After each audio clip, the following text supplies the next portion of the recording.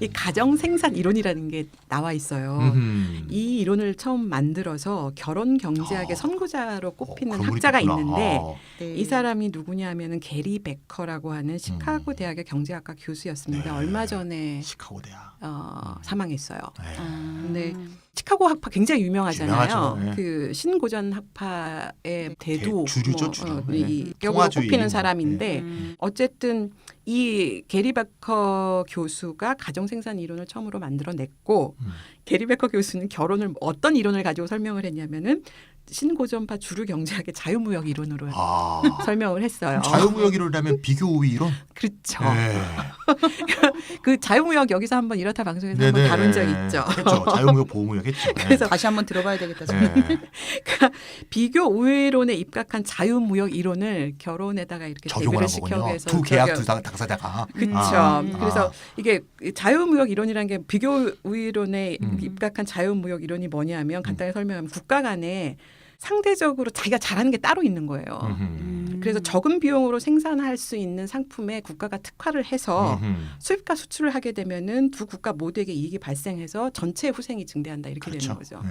그러니까 내가 모든 걸 다 하려고 하는 게 아니라 내가 네. 잘하는 거 따로 있고 네가 잘하는 거 따로 있으니까 네. 그걸 비교 우위를 갖고 있는 것만 특화해라. 그다음에 그 수출입해서 자유무역을 하게 되면 우리 둘 다한테 다 이롭다 이런 얘기인 거예요. 그러니까 저쪽에 비해서 내가 다 못한다 하더라도 네네. 내가 할 수 있는 일 중에서 그나마 제일 잘하는 거. 이게 비교 우위가 있는 거거든요. 네. 그걸 하라는 거죠. 네. 그렇죠. 그래서 네. 이걸 그 결혼에다가 적용을 하게 되면 어떻게 되냐면은 남편과 아내 사이에서 네. 비교 우위에 따라서 분업이 이루어지면 된다 이거예요. 아까 그 가정 생산 이론을 얘기를 할 때 네. 밖에서 누군가 돈을 벌어오는 시장 노동을 해야 되고 누군가는 네네. 집에서 보수가 주어지지 않은 가사 노동을 해야 되는데 이걸 어떻게 적절하게 배분할 것이냐. 비교 엄마 아빠가 우위로. 다 일을 할 것이냐, 그러니까 남편과 아내가 다 일을 할 것이냐, 아니면 한 사람만 일을 할 것이냐 이런 결정을 해야 되는 거잖아요. 이럴 때 남편과 아내 비교 우위론을 한번 생각을 해봐라. 그래서 노동 분업을 잘 해봐라. 네네네. 그러면 남편, 아내 모두가 이익을 누리고 가정 생활의 후생도 증대가 된다라고 한 거예요. 그 얘기 들으니까 제가 얼마 전에 기사를 봤는데요. 우리는 통상적으로 돈은 왜 아직까지도 맞벌이 혹은 돈은 남성이 벌고 이제 여성이 가사노동을 하잖아요.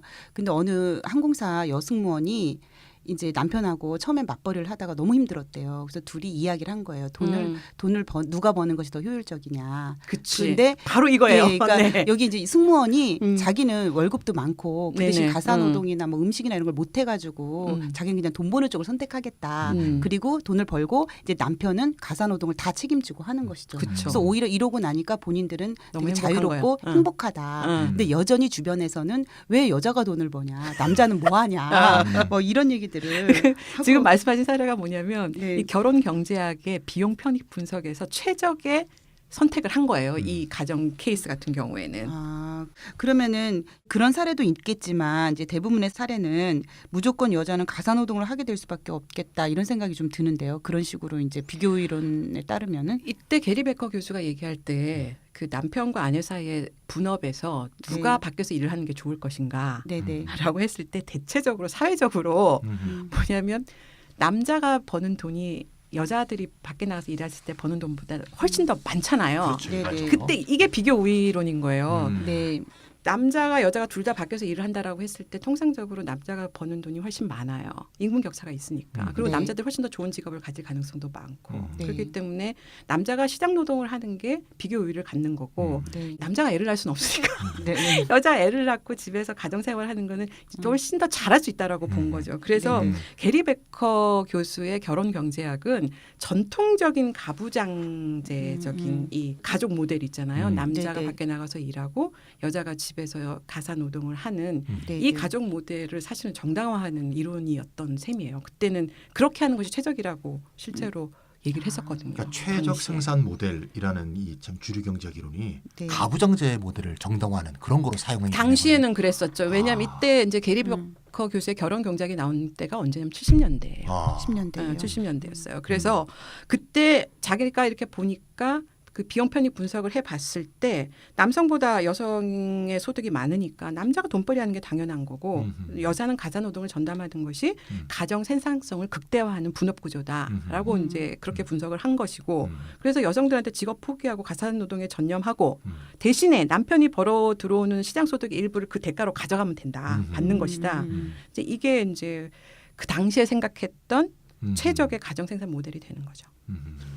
그렇게 보면은 혼인율이 낮아지는 이유는 아주 간단합니다. 아주 간단하네요. 예. 네, 여성의 교육 수준이 높아지고 네. 그다음에 고소득 일자리 여성의 진출이 늘어나면 늘어날수록 고용 시장에서 남녀 소득 수준의 차이도 줄어들 수밖에 없잖아요. 그렇죠. 그러면은 과거에 이런 전형적인 그 여성과 남성의 성 역할 분업 구조가 갖는 효용이 줄어들 수밖에 없어요. 그러네요. 예. 네. 그렇기 때문에 혼인율도 낮아지는 게 당연하다라는 결론이 나옵니다. 그럼 결국 안전된 가정 생산을 위해서는 여자가 교육을 덜 받아야 되는 거군요. 네. 그렇죠. 이게 그렇게 말하고 싶은데 그렇게 말을 못하니까 눈높이를 낮추라고 한 거죠. 아까. 네. 예. 아까 교육 투자 기간 줄이고 네. 스펙 쌓는 거 그만 좀 하고 예. 그냥 대학만 나오고 더 이상은 하지 마 이런 얘기죠. 예. 짧게 만나서 빨리 골라서 네. 가라. 근데 보고서에서 사실 얘기한 네. 것도 크게 차이가 없는데요. 네. 이 우리나라에서 혼인율이 낮아지는 원인을 규명하기 위해서 어떤 기회 비용이라는 개념을 전형적인 썼어요. 주류 경제학이네요. 경제학에서 기회 비용이라는 거는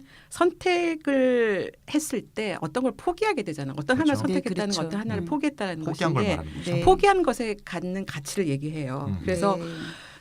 그게 바로 기회 비용인데 이걸 이제 결혼 시장에 적용을 하게 되면은 고용 시장에서 여성의 소득과 지위가 높아지면 높아질수록 여성의 입장에서는 결혼이라는 걸 선택했을 때 따르는 기회 비용도 커질 수밖에 그러네요. 없죠. 예. 그렇죠. 당연하죠. 그래서 여성이 남성 못지않은 시장 소득을 올릴 수 있게 되면은 결혼 때문에 포기해야 되는 기회 비용, 즉 고용 시장에서 일을 해서 얻을 수 있는 지위와 소득의 가치도 당연히 올라갈 수밖에 없기 그렇습니다. 때문에 네. 기회 비용이 올라간다. 네. 네. 따라서 결혼 시장에서 최소한 자신하고 동등한 수준의 소득과 학력을 가진 배우자를 찾지 못한다면 고소득 여성일수록 결혼을 통해서 얻는 이익이나 편익보다 기회비용이 크기 때문에 결혼 당연히 안 하게 그렇죠. 당연히 안 하겠죠. 됩니다. 안 네. 하죠, 안 하죠. 네. 아니, 저도 제가 이제 옛날에 엄격결에 결혼해서 그렇지.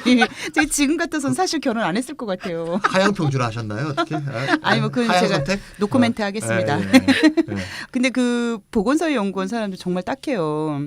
그러니까 그들의 이론 체계를 볼 때 여성의 경제적 지위가 높아짐에 따라 혼인율과 출산율이 낮아지는 것은 결혼 시장에서 여성의 합리적 선택의 결과인 그렇죠. 거잖아요. 기회비용이 크니까 예. 편익을 추구한 거죠. 그러니까요. 그러다, 그러니까 여성들이 결혼을 덜하는 거는 합리적인 선택이잖아요. 그렇죠. 합리적 선택이죠. 예. 그런데 이제 보고서는 결혼을 위해 여성들에게 하향 선택을 요구하는 셈인데 이건 결국은 앞뒤가 안 맞는 얘기 아닌가요? 그렇죠. 비합리적 선택을 하라는 얘기죠. 예, 비합리적인 네. 선택을 강제하는 꼴이 되고요. 그러니까 걔네들 신조 이데올로기가 네. 신고전압파 이론이 합리적 선택 이론이거든요. 네네. 합리적 선택을 이론적 신조로 가지고 있는 사람들이 비합리적 선택을 하라는 걸 방안으로 내놓은 거니까 네. 얼마나 이게 황당한 거예요. 그러니까 앞뒤가 맞지도 않고. 말도 안 되는 거예요. 예. 이게. 예.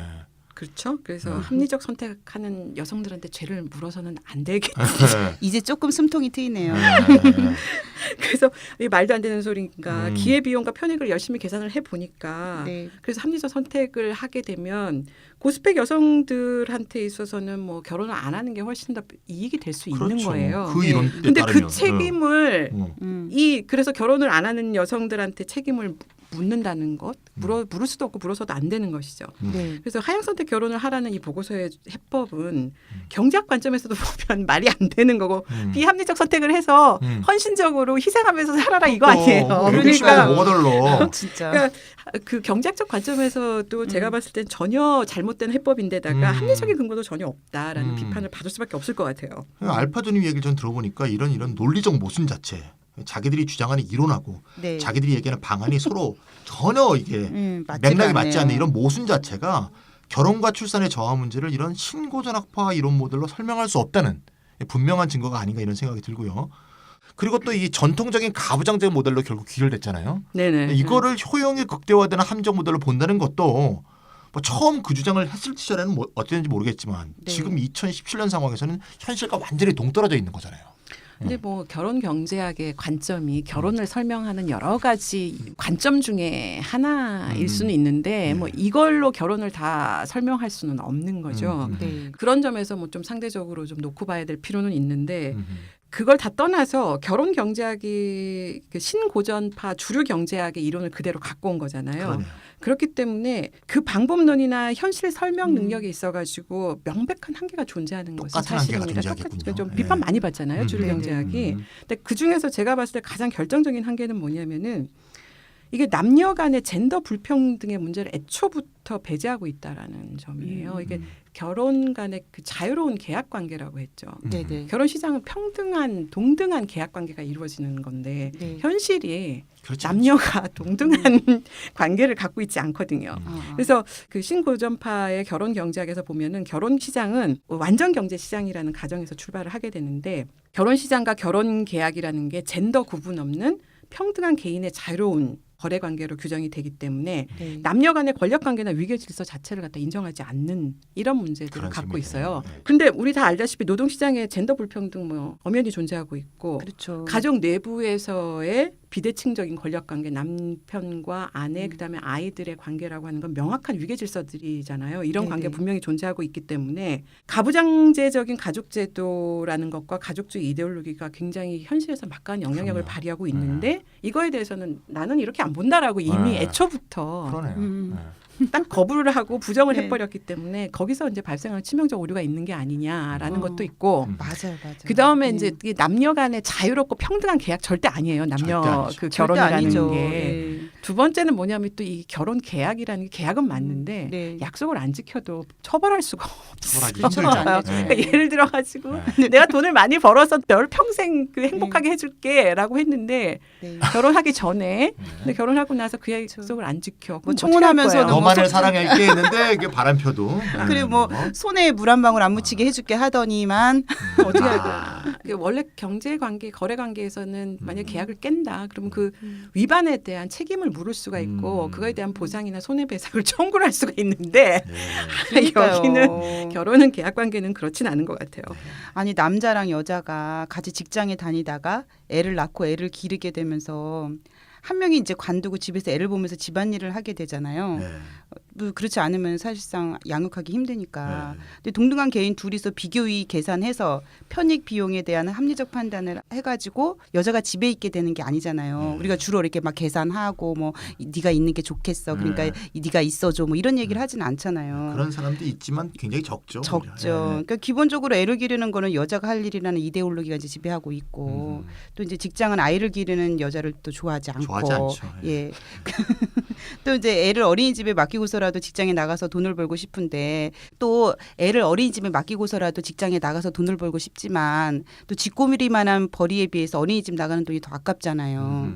그렇죠. 그래서 이걸 어려운 말로 하면 알파조님이 말씀하신 그 가족 내부의 권력 관계 또 노동 시장의 젠더 불평등 뭐 이런 것들이라고 저는 그렇죠. 생각이 그렇죠. 드는데요. 네. 그러니까 실제 헬조선의 현실을 볼 때 특히 또 헬조선의 여자가 처한 현실을 볼 때 결혼 경제학의 얘기는 정말 한간 소리 같아요. 네, 한가한 소리입니다. 예. 저는 이게 기본적으로 아까 여성의 고스펙 때문에 출산율이 떨어진다 그랬잖아요. 참 이게 고민 없이 막 던지는 얘기라는 생각이 드는데 네. 왜냐하면 말이죠. 어느 나라나 여성의 교육 수준이 높아지고 여성의 사회 경제적 지위가 높아지면 혼인율과 출산율이 떨어지는 게 당연한 거거든요. 그렇죠. 모든 나라가 다 그랬죠. 그 사회 진보고 민주주의 네, 그게 발전입니다. 사회 진보거든요. 그러니까 우리나라 입장에서 보더라도 6, 70년대부터 분명히 출산율이 낮아졌거든요. 네네. 그러니까 이런데 이게 문제가 아니고요. 다른 선진국보다 우리가 더 낫다는 거. 우리가 아까 220등이었잖아요. 이게 네네. 문제인 거거든요. 즉 음. 한국보다 여성의 교육 수준이 더 높고 음. 한국보다 여성의 사회적 경제 지위가 더 높은 그런 나라보다도 우리가 출산율이 현저히 더 낮은 건데 이렇게 본다면 이건 모든 나라에 있는 그런 보편적인 원인 다시 말하면 고스펙 네네. 여성의 사회적 지위 여성의 교육 수준의 향상 이런 얘기를 하고 있으면 안 되죠. 왜냐하면 이런 거는 모든 나라에게 보편적인 건데 네네. 우리는 보편보다 더 선진- 내려가 있거든요. 예. 그러면 결국 우리나라가 왜 우리나라보다 오히려 교육 수준이 더 높은 네. 그런 나라보다 출산율이 더 낮은지 네네. 한국만의 구체적이고 특수한 이유를 찾으려고 연구를 해야 될 거 아니에요. 맞아요. 한가한 소리를 하고 있어 이 자식들이. 연구원으로 찬이쌤을 보내드리고 싶네요. 아이, 열받네 진짜. 그리고 저도 딸이 있습니다만 진짜 열받네. 네네. 예. 고스펙 자체도 현실에 안 맞아요. 저는. 왜냐하면 고소득 전문직에 종사하는 여성들의 경우에는 맞아요. 네. 근데 그 사람들은 이제 고소득 전문직 종사하는 여성들은 이제 편익도 계산하고 아까 예를 들으셨잖아요. 기회비용도 계산하고 결혼도 안 할 수도 있고요. 네. 결혼하고도 출산 안 할 수도 있고 아기 낳고도 남자가 애를 보고 자기는 직장에 나갈 수도 있어요. 네, 네. 그런데 요새 대부분의 여자의 경우 네. 대학 나왔다고 고스펙은 아니잖아요. 그렇죠. 예, 대학 나와봤자 실업자 아니면 불안정 노동자잖아요. 예. 그러니까 대부분 고스펙이 없거든요. 알바하면서 학자금 벌고 일하면서 빚 갚고 지금 벌어야 겨우 생활할 수 있는데 이런 생활에서 지금 뭐 맷불 세대 뭐 그렇게 얘기하듯이 연애할 기회조차 없는 그런 젊은이들도 많거든요. 그렇죠. 운이 좋다가 좋은 사람을 만났다 하더라도 이렇게 우리 둘이 결혼하면 뭐 꼬라지가 뻔하다. 앞으로 살 게 뻔하잖아요. 그래서 팔자가 좋아서 돈 벌고 있는 지금의 편익이 커서 이걸 결혼을 못하는 게 아니라 네. 결혼할 엄두가 안 나는 거죠. 그렇죠. 네, 그래서 출산은 더더욱 엄두가 안 나고요. 저는 좀 생각을 해보면 이 보건사회연구원에 계신 분들이 자기 주변 사람들만 보는 것 같아. 네, 자기 주변에는 전문직 고스펙 여성만 있고 네. 진짜 아까 얘기처럼 여자가 일 나가고 남자가 뭐 보는 사람도 있고 왜 그래도 이거를 그래도 다른 가정 경제가 이런 유지되고 걸 왜 네. 다른 사람들은 안 하지? 뭐 이러면서 모르죠. 뭐. 저는 이제 이 결혼한 사람들이 애를 안 낳는 것 이전에 결혼하는 사람이 적을 수밖에 없는 게 문제라고 봐요. 그래서 결혼하는 사람이 적은 이유는 그리고 젊은이들을 짓누르는 경제적 곤란이 가장 큰 이유가 아닌가 저는 이렇게 생각합니다. 맞아요. 네. 애초에 결혼하기 싫어서 안 하거나 그냥 비혼주의자거나 이러면 문제가 덜할 수도 있는데 결혼하고 싶지만 못하는 사람들이 굉장히 많다라는 거죠. 그런 젊은이들이. 네, 맞습니다. 네, 네. 왜 이렇게 결혼 얘기가 이제 계속해서 나오고 있는데, 네. 그러니까 이게 이 문제가 된 보건사회연구원에서 출산율이 낮은 이유가 이제 혼인율이 낮은 것 때문이라는 거는 사실이에요. 한국에서 원인 진단 자체가 뭐 팩트이기 때문에 그거는 맞는 얘기다. 왜냐하면은 출산율이 낮아지는 원인 두 가지가 있는데 결혼하는 사람이 점점 줄어드는 경우가 첫 번째가 있고 두 번째는 뭐냐면은 결혼한 사람들 자체가 아이를 옛날보다 더 적게 낳는 두 가지 이유가 있는데 네. 한국 같은 경우는 명확히 전자예요. 결혼하는 사람이 점점 그렇죠. 줄어들어요. 그게 팩트로 바로 확인될 수 있는 게 뭐냐면은 예전에는 결혼 정년기라고 했던 나이가 20대 후반인데 그렇죠. 그때 자기 짝이 있는 결혼을 해서 자기 짝이 있는 사람들의 비율이 1992년대는 75.2%였었어요. 오, 29세 이전에 92.2%였는데 75.2%였는데 많았네요. 그러네요. 그러니까 우리가 얘기하는 결혼 정년기인 20대 후반에 다 거의 대부분이 다 결혼을 했다라고 봐야 되는 그러니까요. 거죠. 근데 2015년대는 20대 후반 여성들 중에서 기혼자 비율이 22%로 떨어졌어요. 폭락을 했네. 폭락. 거의 뭐 폭락 그러니까요. 수준이라고 봐야 되는 거죠. 근데 이게 왜 이렇게 됐겠습니까? 많은 여성들이 뭐 대학을 가고 또 직장에 취직을 하고 뭐 여러 가지 다른 이유로 하여튼 결혼을 안 하고 있는 거예요. 20대 후반에. 그래서 그 30대 초반 같은 경우도 보면 1990년대에는 30대 초반까지 보면 92%가 다 결혼을 해 있었어요. 그러니까 대부분 그러니까 20대 후반에서 30대 35살 때까지 여성들은 대부분 이때 10명 중에 9명 이상은 다 결혼해 있는 9.2명, 상태였었다는 예. 거예요. 근데 그 30대 초반까지 결혼한 사람들의 숫자를 보면 2015년도에는 60.5%로 낮아졌거든요. 30대까지 확장해도 확실히 그러니까 줄었네요. 이때가 보통 이제 사람들이 네. 결혼해서 애를 낳아야 될 때인데 이때 여성들의 우리나라 여성들의 그 배우자들이 이만큼 뭐 폭락을 한 수준이기 때문에 당연히 출산율도 저하될 수밖에 없겠죠. 그 옛날에 20대 후반 되면 노처녀라고 비난했잖아요. 그때는 뭐 그렇죠. 그때는 맨날 그랬으니까. 그 추석 때만 모이면 넌 결혼 안 하니 맨날. 예, 그러는 거야. 그러니까요. 근데 요즘에는 30 전에 결혼하면은 어머 왜 이렇게 일찍 해? 맞아, 다 그러죠. 예. 근데 그런 게 다 수치에 드러나네요. 그럼요. 네. 음. 근데 이것보다 더 중요한 문제가 있는데 찬희 선생님도 좀 전에 말씀을 하셨지만 우리나라 유배우율이라고 하거든요. 배우자가 있는 비율. 그 연령 배우율. 그렇죠. 아. 배우자가 있는 비율. 네. 그렇게 말하는구나. 유배우율. 아, 그러니까 이게 유배우율. 유배우율을 혼인율이라고 안 쓰는 이유가 네. 별거를 했을 수도 있잖아요. 그렇죠. 배우자는 네. 배우자는 있어도 별거 하는 사람이 있을 수 그리고 있잖아요. 비혼 부부도 있고. 아니 비혼은 그건 안 포함 여기 그러니까 포함 안 사실로는 됩니다. 그건 사실로는 포함 여기는 사실은 이거 혼인 사실로. 관계는 네네. 혼인 관계는 법률적인 효력이 법률적인 있는 관계예요. 혼인만? 여기서 네. 유배우율을 얘기할 때는 혼인이라고 하는 법적인 효력을 갖는 관계를 갖고 있는 사람들만 치는 거예요. 네네. 근데 사실혼 관계 이런 거 안 칩니다. 근데 그래서 만약에 그러니까 혼인 관계는 유지하고 있는데 별거하는 사람들도 있을 수 있잖아요. 그러니까 그렇죠. 그것까지 포함해서 유배우율이라는 표현을 네. 쓰는데 왜냐하면 혼인율이라고 하면 혼인율하고 사실 차이는 별로 없는데 혼인율은 원래 의미하는 게 뭐냐면 전체 1000명당 예를 들어 1000명당 결혼한 사람의 비율 이게 원래 혼인율의 원래 개념이에요. 네네. 그래서 여기에서 혼인율이라는 개념을 안 쓰고 그냥 유배우율이라는 표현을 쓴 거예요. 네. 어쨌든 한국의 유배우율이 과거에 비해서 엄청나게 낮았죠. 폭락했다고. 특히 20대나 30대 초반 같은 경우 거의 폭락 수준으로 이제 낮아졌다. 맞는 말이에요. 근데 다른 선진국에 비하면 여전히 높은 수준이에요. 오, 결혼을 더 그래요? 많이 한다. 선진국에 비해서. 한국은 훨씬 결혼 네. 많이 한다 소리죠. 네. 그러니까 한국을 70년대, 80년대, 90년대 수준하고 비교를 하면 오늘날 그 한국의 젊은 여성들의 유배우율이 뭐 폭락을 한 거는 맞는데 네. 선진국보다 현재 높다. 수준에서 아. 선진국하고 네네네. 비교를 하면 한국의 젊은 여성들의 유배우율 굉장히 높은 편입니다. 왜냐하면 음. 미국과 유럽 선진국의 남녀 전체 유배우율이 한 50% 수준밖에 절반 안 돼요. 전체. 절반이 안 돼요. 네. 대부분. 그래요? 근데 한국은 지금 57% 넘거든요. 아. 이거 어마어마한 차예요. 이게 7% 음. 얼마 안 되는 것 같이 느껴질 수 있는데 네네. 실제로 이 혼인율하고 관련해 가지고 이 57%라는 거 어마어마한 차이거든요. 그래서 아직 한국 유배율이 낮다라는 거를 탓하기에는 아직 다른 선진국과 비하면 아주 우리나라 좀 굉장히 높은 편이다. 네. 그런데 왜 한국은 출산율이 출산율이 이렇게 아. 낮을까? 그러니까 그쵸. 그 외국 같은 경우에는 선진국 같은 경우에는 유배율이 한국보다 훨씬 낮은데 출산율 네. 한국보다 훨씬 높거든요. 네, 도대체 네. 그 원인이 무엇일까? 음. 그 원인 찾아와야죠. 그래서 보건사회연구원이 저렇게 연구를 해야 돼. 제 말이 아, 나 정말. 그 답이 아, 정말. 답은 두 가지에서 네. 찾을 수 있다. 네. 첫 번째는 뭐냐면 대부분의 서방 선진국들을 보면은 비혼 출산이 굉장히 많아요. 아, 그렇지. 맞아. 비혼 출산. 네. 프랑스 네네. 그러면 딱 생각나네요. 근데 네, 한국에서는 결혼을 해야 아이를 낳는다. 아. 결혼이 곧 출산의 전제 조건이 돼요. 네네. 그래서 결혼하고 출산의 상관관계가 굉장히 높아요. 왜 그럴까? 뭐 그거는 정말 이데올로기적인 거지 이데올로기죠. 않겠어요? 그렇죠. 사회문화적으로 네. 우리 정상가족 이데올로기 심하잖아요. 그래서 한국은. 유교 이데올로기. 결혼을 하는 이유가 아이를 낳기 위해서 결혼하는 경우도 있고 네. 어쨌든 이런 고정관념이 워낙 강하다 보니까 그 결혼과 출산의 상관관계가 굉장히 높은데 그거에 반해서 선진국에서는 그 상관관계가 없어요. 네. 별 관련이 없어요. 그래서 결혼을 안 해도 아이를 낳습니다. 이제 뭐 전혀 문제가 안 돼요. 이제 그 차이가 그 혼외 출산율 통계를 보면 바로 아, 통계가 또 드러나는데 있군요. 네. EU 28개국의 혼외 출산율이 평균 40%가 넘습니다. 와. 그리고 높다. OECD 이게 평균은 선진국이야. 예. 네. OECD 평균은 32.9%예요. 그러니까 네. 태어난 아이의 40%가 비혼 자녀라는 뜻인 거고요. 어.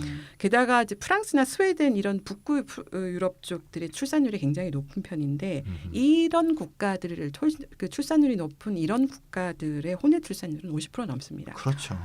와. 그래서 대단하다. 근데 한국의 혼외 출산율 얼마나 될 것 같으세요? 글쎄요. 2%밖에 안 돼요. 왜?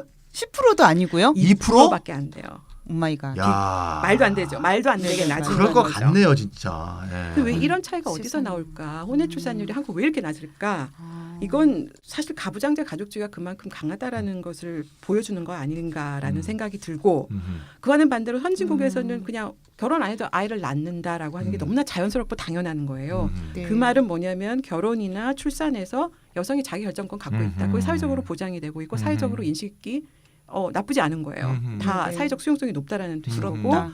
또 비혼 출산을 하는 것에 대해서 국가 차원에서 제도적으로 정책적으로 뒷받침을 다 그대로 이루어지고 있으니까 네, 네. 뭐 결혼을 하든 안 하든 아이를 낳을 수 있는 것이죠. 그래서 한국 서방 선진국 같은 경우에는 네. 혼인율이 낮아지면서 출산율이 같이 낮아지지 않습니다. 그 이유 때문에. 야, 네. 진짜 중요한 지적인 것 같아요. 예. 그러니까 우리가 미혼모란 말은 있고 미혼부란 말이 없는 사회인 것만 그게 봐도. 가부장제 이데올로기죠. 그러니까요. 예. 그러니까 비혼 부부와 비혼 출산의 사회의 정근대적인 시각이 그냥 딱 느껴지는데요. 그러니까 제도적 정책적 지원은 거의 전무하고 사실상 우리는 손가락질을 또 너무 많이 그렇죠. 하잖아요. 네. 네, 그렇죠. 그래서 기사를 보니까 유럽에서는 생계비 지원이나 뭐 월세 지원, 뭐 의료보험료 지원, 교육비 지원, 뭐 차별은커녕 각종 지원 대책이 이중 삼중으로 주어지더라고요. 우리 영화 같은 거 봐도 그렇죠. 예. 근데 한국의 미혼모가 주민센터에 갔더니 애 아빠랑 연락하지 않냐, 뭐 뒤에서 몰래 돈을 받고 있는 건 아니냐. 예. 아이 이 정말. 수급자 신청 자체를 잘 안 받으려고 해요. 아, 정말. 그러니까 수급자가 안 되면 겨우 지원금 한 10만 원 정도 준다는 거죠. 그러니까 사회를 이렇게 만들어 놓고 출산율 떨어진다고 헛소리하는 거 보면은 진짜 너무 속상하고 열받고 또 아직까지도 우리나라는 입양도 많이 보내잖아요. 그렇죠. 예, 미혼모가 아이 낳아가지고 기를 수가 없으니까. 기를 수가 없고 한국의 토양에서 자기가 기를 기르고 수가 싶어도 없죠. 기를 수가 없으니까. 사회적인 네네네. 지원도 안 되고 사회적 냉대에다가 뭐 감당할 수 없는 감당할 거죠. 수가 없죠. 예, 그러니까요. 네. 경제력도 만약에 미혼모 같은 경우 일도 못하게 되면 네. 완전히 경제적으로 빈곤의 나라로 떨어지게 네. 되는데 그렇죠. 어쨌든 감당이 안 되니까. 11위인 나라가 이렇게 애를 많이 수출하는 거 참 외국인들이 알면 정말 놀랄 거예요. 너무 네. 부끄럽죠. 네. 진짜 근데 또 부끄럽죠. 다른 이유가 또 있어요.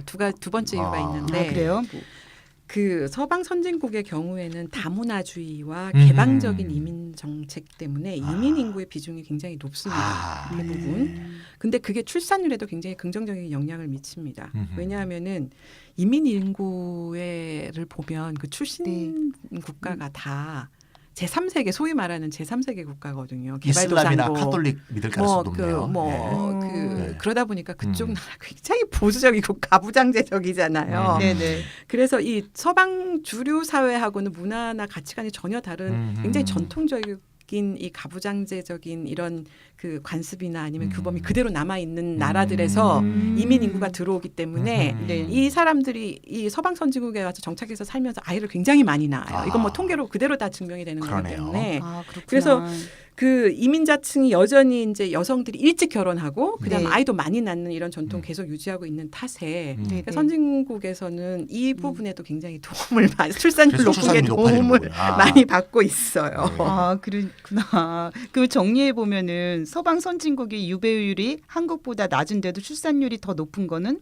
첫 번째 비혼 출산이 많다. 뭐 일상화돼 있다. 예, 보편화돼 일상화돼 있다. 있다, 보편화돼 있다, 또 문화적으로 낙인하지 않는다. 그렇죠. 뭐 이럴 수 있겠네요. 그리고 두 번째는 개방적인 이민 정책. 그러니까 개방적인 이민 정책 중에 또 그런 것도 있을 수 있겠네요. 아이를 많이 출산하고 일찍 결혼하는 문화의 나라 사람들이 근데 많이 그런 사람들이 들어오게 대충 옵니다. 왜냐하면 그렇죠. 뭐 네네. 대부분 다 그 잘 사는 나라들에 와서 살아보겠다고 오는 경우이기 때문에 그렇죠. 그러면 어떻게 보면은 보건사회연구원 박사님들께서도 이거를 모르진 않았을 것 같은데요. 다 알고 있죠. 뭐. 근데 그 다 알면서도 네. 이 얘기를 안 하는 거죠. 그렇죠. 왜냐? 주류 사회가 그 비혼 출산하자 이런 얘기를 뭐- 받아들이기가 쉽지가 않지 않겠어요? 그 그렇죠. 젠더 평등 뭐 그다음에 네. 여성의 자기 결정권 네. 이런 얘기들이 여전히 불편한 거죠. 얘기하기가 불편한 거예요. 꺼려지는 거고 네. 네. 그러다 보니까 이유를 알면서도 억지로 이제 눈을 감아 버린 거고 그 대신에 이제 괜히 과거랑 과거 예전에 여자들이 경제력도 없고 사실 인간 취급 제대로 못 받았던 시절 얘기를 막 끄집어 와가지고 이때는 혼인도 빨리 하고 애도 많이 낳았는데 왜 지금 안 낳느냐 이런 얘기를 하게 되는 정말 회개망측하고 이제 시대 퇴행적인 이런 주장을 지금 하고 있는 거라고 아재 얘기는 봅니다. 하고 있는 거는 그러니까. 사실 그 정부가 가만히 있지 않았었어요. 그 노무현 정부 때인데 네. 대통령 직속 위원회가 생겼습니다. 그 저출산 고령화 대책위원회라고 2005년부터 시작해가지고 지금까지도 계속 지속이 되고 있어요. 그렇군요. 그래서 2005년부터 15년까지 10년 동안 저출산 대책에 쏟아부은 예산이 얼마냐면 100조 원이 넘어요. 100조. 예, 엄청나다. 그런데 그거 다 어디다 썼지? 우린 뭐 근데 별로 출산율 높이는 데는 실패했죠. 네. 그렇죠. 그러다 보니까 이제 박근혜 정부가 들어서는 한 수를 더 떴어요. 그래서 2016년부터 5년 동안을 100조 원을 넘게 쏟아붓겠다고 역시 했어요. 얘네들의 상사가 이상이야. 역시. 진짜 정말. 그래서 근데 네. 이렇게 돈을 막 투입한다고 해서 그러니까 네. 어디에다 돈을 썼냐면은 육아 돌봄, 그다음 네. 출산 장려금 지원하고 뭐 요즘에 그런 거 많이 하잖아요. 뭐더라 그 조리원 네네 산후조리원. 뭐 이런 것들 하는데 돈 많이 들었어요. 그러니까 업자들이 결국 번을 벌었고. 그러니까 그 그러네. 이런 쪽으로 뭐 정부가 이제 심지어는 정부가 공공 산후조리원을 만들기까지 하잖아요. 그러니까 네네. 정부 지금까지 돈 많이 쓰긴 썼는데 어쨌든 이제 주로 육아, 돌봄, 출산 지원 뭐 이런 쪽에다 주로 썼고요. 근데 실제로 원인을 잘못 짚었는데 이거 돈 더 쓴다고 해가지고 실제로 뭐 저출산 대책이 될 수 있을지는 좀 의문이죠. 아니 어려운 연구까지 안 가더라도요. 당장 감정을 이입해서 생각해 보면 나 같으면 예를 들어 출산 장려금 주고 정말 멋진 조리원에서 조리하게 해줄 테니 애를 하나 더 낳아라. 저 안 낳거든요. 안 낳아요. 낳을 수 있어도 낳고 싶지 그렇죠. 않죠. 네. 평생 동안 아이를 양육해야 되는데 조리원 하나 갖고 뭐. 조리원 하나 가지고 애 낳겠냐고요. 참. 그러니까 이런 헛돈들 100조, 200조 막 쓰면서 국토보유세 15조 좀 걷어가지고 기본소득으로 나누자는 말만 해도 얼마 많은 돈이 다 뭐 있면서. 몇 조 이러면서 엄청나게 많은 돈이 들 것처럼 언론 플레이를 하고 있는 그러게 게 말이에요. 그러니까 결국 결혼율이 높아질 수 있는 사회적 경제적 조건을 만드는 것도 중요하고 또 그것만큼이나 중요한 것이 비혼 출산을 인간의 당연한 선택으로 받아들이는 사회적 정신적 성숙이 전제되어야 된다는 생각이 들거든요. 맞습니다. 그러니까 그러려면 무엇보다도 또 우리나라 심각한데 이 가부장제 관습 또 가족 내 위계 구조 이런 걸 좀 깨부수는 진정한 젠더 평등이 이루어져야 되겠다는 생각이 좀 들어요. 네. 또한 이제 이민자나 이주자에 대한 열린 자세도 필요하고요. 네, 맞습니다. 네. 저는 이게 한국의 이제 모든 문제가 이렇게 쇠사슬처럼 이렇게 연결돼 있다고 보는데 네. 보통 이제 결혼을 하고 애를 안 낳는 그런 부부들이 있잖아요. 네, 그 사람들한테 이제 묻죠. 왜 애를 가지지 않냐? 이게 물론 보통 대답하는 게 이렇게 대답해요. 우리나라는 아이를 키울 만한 나라가 아니다. 이렇게 네. 많이 대답해요 요새. 근데 저는 그렇죠. 여기에 두 가지 의미가 중의적으로 이렇게 돼 있다고 보는데 첫째는 이제 소득이 양극화되고 빈곤의 악순환 구조 속에서 아이를 가질 여유도 없고 돌볼 여력도 없다. 네. 그런 얘기죠. 그러니까 부모가 사는 것 자체가 고달픈데 애를 그렇죠. 어떻게 길러요? 네. 그게 이제 아이를 키울 만한 나라가 아니다라는 이제 첫 번째 의미일 것 같고, 또 다른 의미는 이게 꼭 경제적 문제만을 말하는 게 아니라고 저는 생각이 들어요. 예를 들면 제 친구도 있는데 네. 부부가 다 전문직이에요. 둘 다 고소득 직장에 다녀요. 아. 경제적 어려움이 없는데도 애를 안 낳더라고요. 근데 이런 경우가 제 친구뿐이 아니라 예전보다 확실히 눈이 좀 더 많이 띄는 것 같아요. 그래서 이제 물어보면 꼭 기를 돈이 없어서가 아니고 이런 나라에서 애를 낳아서 키우고 싶지 않다. 아, 이게 나라냐? 네, 이게 이런 나라냐. 거군요. 네. 그러니까 이렇게 얘기하더라고 제 친구 하나는 나 같은 자식이 하나 생기는 것도 싫은데 저 이런 얘기 많이 들어. 지금보다 더 끔찍한 세상에서 걔가 살 거라고 생각하니까 네. 정말 낳고 싶지 않다 이렇게 얘기하더라고요.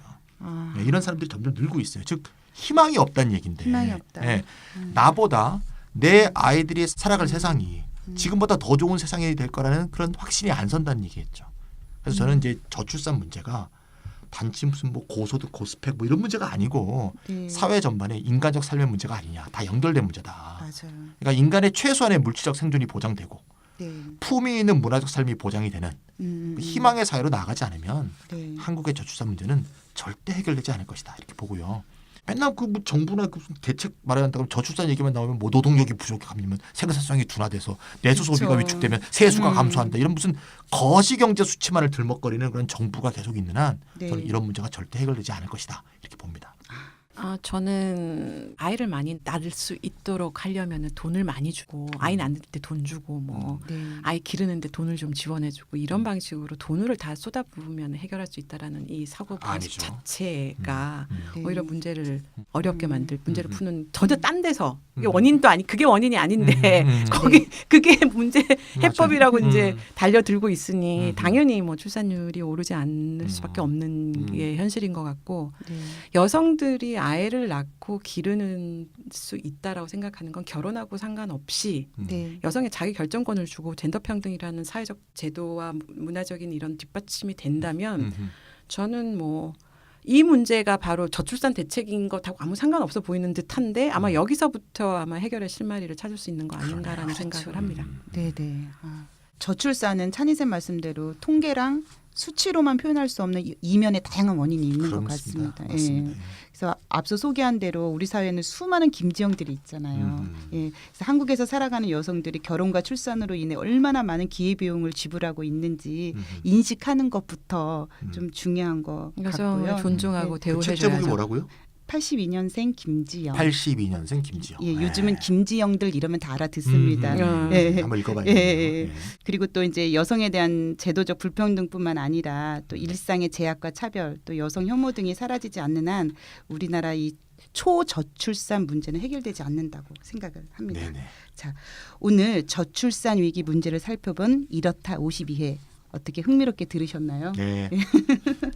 예, 이제 한마디로 더 열린 사회, 또 더 희망적인 사회, 그리고 또 서로 존중하고 사는 사회로 발전하지 않는다면 젠더 평등이 이루어져야 될 것 같아요. 저는 네, 투쟁.